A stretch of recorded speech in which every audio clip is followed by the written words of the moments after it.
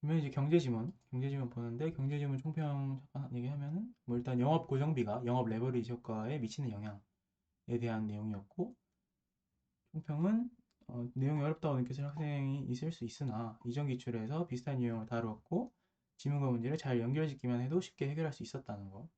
이거는 지문에 나온 구성 요소를 그냥 문제에 나온 대로 그걸 하나씩 그냥 공식에 넣어주기만 했으면 되는데 그 부분을 되게 뭔가 좀 당황하다 보니까 잘 기억이 안 나는지 잘 못하는 경우가 많고 이 이전 기출이라고 얘기했던 게 뭐냐면 이거는 20학년도 수능에도 나왔었고요. BIS도 그런 식으로 대입만 하면 되는 지문이었거든요. 그 다음에 그 20학년도 그러니까 19학년도죠. 19학년도 학평 7월 학평에 그 해에 나왔던 7월 학평에도 똑같은 얘기가 나와 있었습니다. 그래서 구조가 굉장히 비슷한 게 나왔기 때문에 포인트를 보시면 공식이나 수식 등이 나온다면 이를 구성한 요소들에 주목하여 기억할 필요가 있다고 이렇게 제가 얘기를 써놨죠.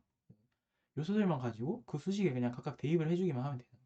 그리고 당연한 얘기지만 이게 나오면 무조건 계산 문제가 나온다는 얘기이기 때문에 그거에 대한 좀 대비를 마음의 준비 마음의 준비라는 게 되게 우습지만 이거를 생각을 해두면 당황을 안 할 수가 있는데 갑자기 또 계산 문제 나오고 하면은 사람이 좀 머리가 얼어붙는 그런 게 있단 말이에요. 그러니까 그런 부분들에 대해서 좀 생각을 해주는 게 좋을 것 같습니다.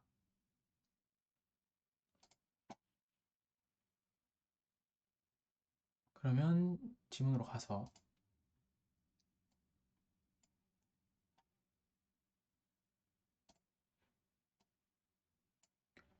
기업이 경영활동을 수행하는 과정에서 발생되는 비용은 기업의 영업활동으로 인하여 지출되는 영업비와 기업이 타인의 자본을 사용할 경우 발생되는 재무비로 구성된다. 이렇게 끊기는 거죠. 영업비랑 재무비 두 가지네.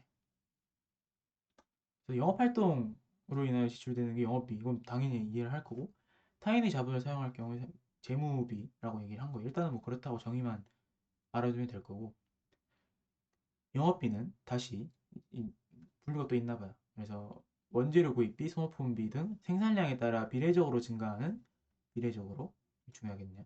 일단은 비례가 나왔으니까 표시를 해두고 영업 변동비와 그리고 또 끊기네. 설비나 사무실의 임차료 및 유지비용, 직원의 임금 등 생산량의 변동과 관계없이 일정하게 발생하는 비용인 영업 고정비로 구분된다. 그러니까 지금 영업비에는 영업 변동비가 있고 영업 고정비가 있어.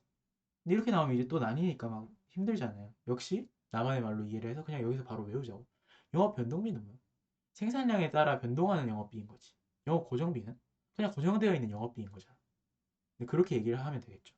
그리고 밑에 읽어보면 알겠지만 지금 설비나 사무실 임차료 유지 비용 이렇게 얘기했기 때문에 이거는 나만의 말로 바꿔서 얘기하면 기반 비용이잖아. 기반을 형성하는데 기반을 이제 다지는 데 쓰이는 비용이지.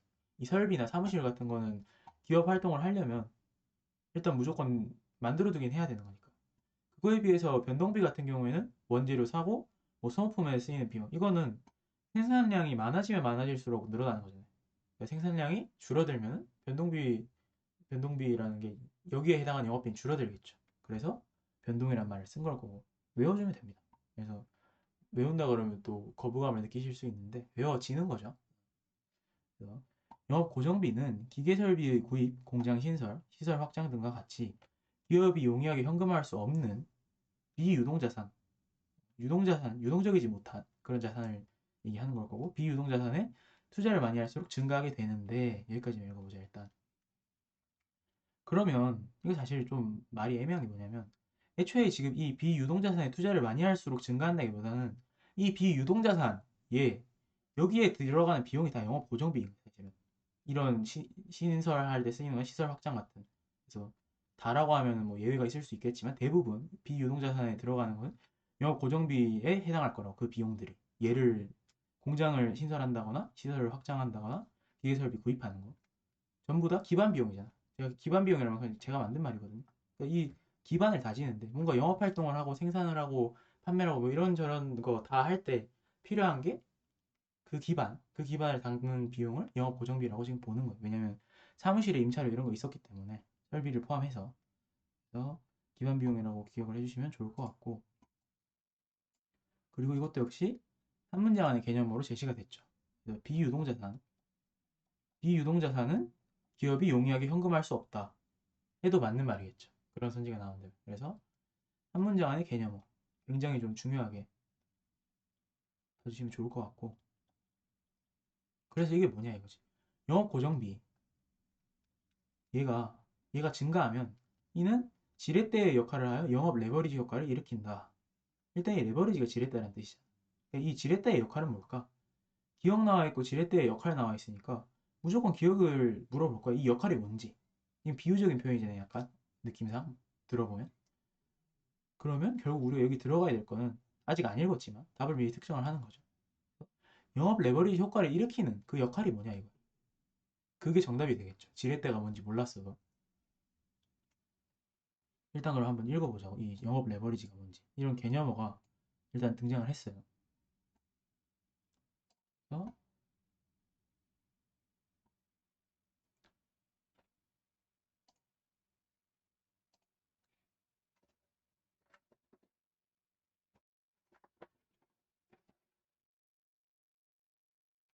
순서가 잘못된 줄 알았습니다. 순서 제대로 됐네요. 그런데 기업의 비유동자산에 대한 투자는 때로 영업 위험을 초래하기도 한다. 영업 위험이라는 건 역시 영업으로 인해 발생하는 위험에 대해서 얘기를 하는 거겠죠. 보니까 영업 성격이나 영업비의 성격으로 인하여 발생하는 위험이래. 그러니까 이거 뭐 말을 엄청 어렵게 써놨지만 영업에 따라서 발생하는 위험이라는 얘기잖아요. 한마디로 얘기하면. 근데 그게 영업이익의 변동성과 관련이 있대. 영업이익이 변화하는 거에 따라서 영업 위험도 달라지나 봐. 근데 이건 당연한 거 아니에요? 영업이익이 바뀌면 영업이익이 줄어든다, 늘어난다 해서 위험도가 줄어들고 늘어나고 이런 식으로. 그래서 변동성과 관련이 있다고 얘기를 한 거예요. 즉 여기 나온 기업은 투자 정책이 영업이익과 영업위험에 미치는 영향을 어쩌고저쩌고 나오는 게 투자 정책이라는 게 영업이익과 영업위험에 영향을 미치는 게 이런 형식으로 영향을 미친다는 거죠. 영업이익이 일단 이렇게 정책의 영향을 받아서 변동을 할 거고 그 변동성과 관련된 영업위험도 영향을 받겠죠. 그래서 이 다음 문장에 나온 투자 정책이 영업이익과 영업위험에 미치는 영향이라고 얘기를 한 게 지금 그 얘기를 하고 있는 거예요. 그래서 그거를 측정할 수 있는 도구가 바로 영업 레버리지도 이렇게 얘기를 한 거예요. 그래서 뭔지 모르겠지만 영업 레버리지까지는 아까 들어봤어요. 이 돈은 뭘까?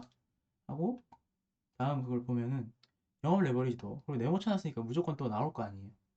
한번 보니까 되게 중요한 말인데 기업의 매출액이 변동할 때 영업이익이 변동하는 정도로 이 도가 그러면 정도란 얘기네. 그럼 영업 레버리지 뭐? 매출액의 변동에 따른 영업이익의 변동. 이거 얘기하는 거 맞잖아. 그 비율에 대해서 얘기를 하는 거겠죠. 영업이익에 대한 공헌이익으로 나타낼 수 있대. 즉 우리 A에 대한 B 할 때 많이 했었죠. 영업이익 분의 공헌이익. 이 지금 수식이 지금 그걸 얘기하고 있는 거죠. 그래서 그 얘기를 하는 거고 여기서 공헌이익이란 매출이 실제로 기업의 이익에 얼마만큼 공헌했는지 공헌한 그걸 얘기하는 공헌이익 이렇게 되는 거죠. 지금 약간 말이 꼬였는데 나만의 말로 정리하는 거 실제로 공헌한 이익의 그 양을 얘기하는 거죠. 공헌이익. 그래서 매출액에서 영업 변동비를 차감한 금액을 의미하고 영업이익이란 순수하게 영업을 통해 벌어들인 이익을 나타내는 것으로 공헌이익에서 영업 고정비를 차감한 금액. 지금 이걸 공헌이익에서 영업 고정비를 차감했다 그랬는데 결국 보면 이걸 이해할 때 공식을 보고 여기까지 그냥 읽고 공헌이익에서 영업 고정비 차감했나? 무슨 얘기인지 잘 모르겠어. 근데 공식 보면 바로 나오는 게 어때요? 매출액에서 색깔 바꿔드리겠습니다. 매출액에서 영업비를 뺀 것. 다시 매출액에서 영업비를 뺀 것. 이제 괄호를 묶으면 뭐 이게 더하기 될 텐데 어쨌든 그냥 끊기만 했습니다. 끊어가지고.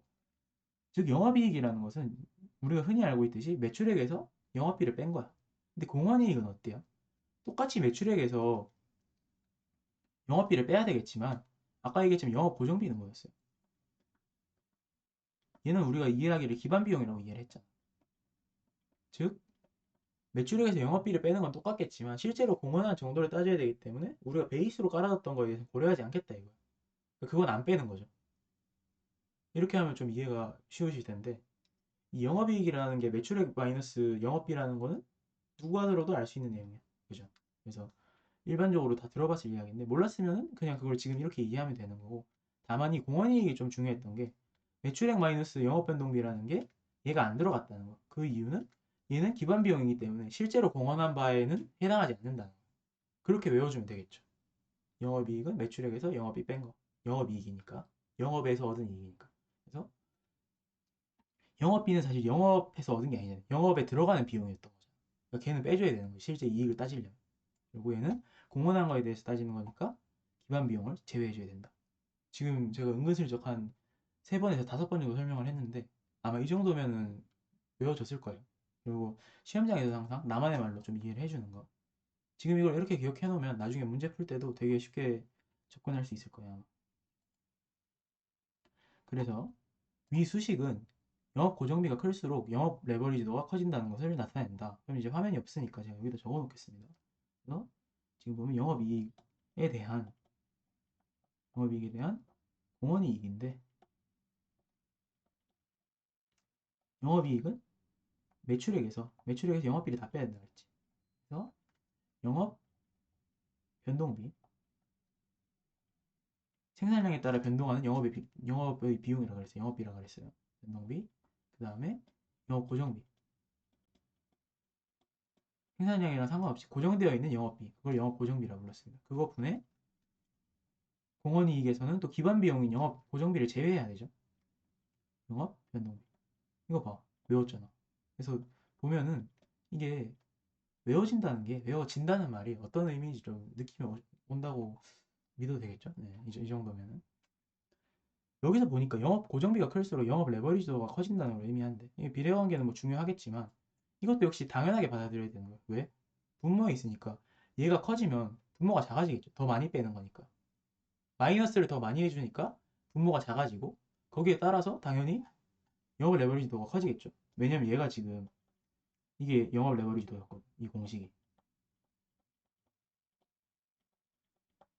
그래서 여기까지는 될 거야. 그럼 우리 이제 이 공식 안 보고 그냥 이 글자만 보고 한번 해봐. 매출액에서 10억 원이고 6억 원이고 2억 원이고 그러면 밑에 보시려고 이 문장만 가지고 한번 레버리지도 만들어 보자. 외워서. 자, 영업이익은 매출액에서 다 빼는 거야. 영업비는 다 빼야 돼. 그러니까 10억에서 8억을 빼야 되겠죠. 고정비도 빼고 변동비도 빼고. 즉 분모는 이가 되겠죠. 2 맞죠? 10-8, 2 맞죠? 네. 그렇게 되고 그 다음에 공헌이익은 어때요? 공헌이익은 기반 비용은 제외한다 그랬잖아. 즉 영업 변동비만 빼주면 돼. 그러니까 매출액에서 빼주면 4억이 되겠죠. 지금 그 얘기를 밑에서 하고 있는 거야. 이거를 안 보고 얘기를 할 수 있어야 된다고. 이걸 기억을 했으면. 그럼 레버리지도가 2가 되는데 중요한 얘기가 나오지. 10%의 매출액 증감이 있을 때 영업이익은 그 2배인 20%의 증감이 됨을 뜻한다. 너무 중요한 얘기인데 이거. 그러니까 매출액이 10% 늘어났을 때는 영업이익은 2배로 뛴다 이거. 20% 늘어난다는 거. 반대로 매출이 10% 줄어들면 손해도 2배가 되는 거죠. 이거 레버리지 얘기하니까 바로 우리 또 아마 다들 한 번쯤 해보셨을 이 코인에 대한 얘기가 또 안 나올 수가 없죠. 이 코인이라기보다 사실 선물로 관련인데 보면 여기 우리 막 레버리지 땡긴다 막 이런 표현 많이 쓰잖아요. 무슨 125배 이 배율로서 조진다 이런 얘기를 하는데 뭐 굳이 익숙한 표현으로 얘기를 하자면 그래서 이게 무슨 뜻이냐면 내가 지금 100원을 넣었는데 100원을 가지고 이게 조금만 올라도 125% 1%만 올라도 125%의 이득을 보겠다는 얘기야. 그러면 이거 엄청 좋은 거 아니야? 누구나 다 이렇게 하지. 이 말은 1%가 내리면 125%가 내린다는 거예요. 실제 시장에서 1% 내린 게 나한테 들어온 걸로는 125%가 내려버리는 거예요. 사실 이런 거는 없겠죠. 네, 125배라는 그러니까 1%가 안 되겠죠. 이거는. 그러니까 우리가 보통 청산에 대해서 얘기를 할 때 0.8%, 0.008%죠. 그러니까 이거 1%로 맞추는 거죠. 그래서 결국은 진짜 아주 조금만 내려도 내 돈이 다 없어지는 거지. 대신에 조금만 올라도 엄청난 이익을 보는 거. 그 얘기를 하는 게 레버리지고 청산과 관련된 이야기. 뭐 코인이라고 얘기를 했지만 뭐 다른 것도 마찬가지. 선물에서 그냥 쓰이는 말이고 결국은 우리가 알고 있는 레버리지랑 똑같은 얘기네. 어,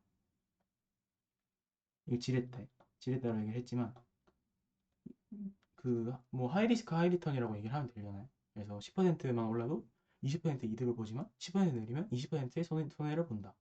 그 얘기를 하고 있는 거죠, 지금. 그래서 일단은 여기까지 하고 잠깐 끊고 다시 한번 가도록 하겠습니다. 그래서 벌써 14분이 돼서 저는 여기서 끊겠습니다.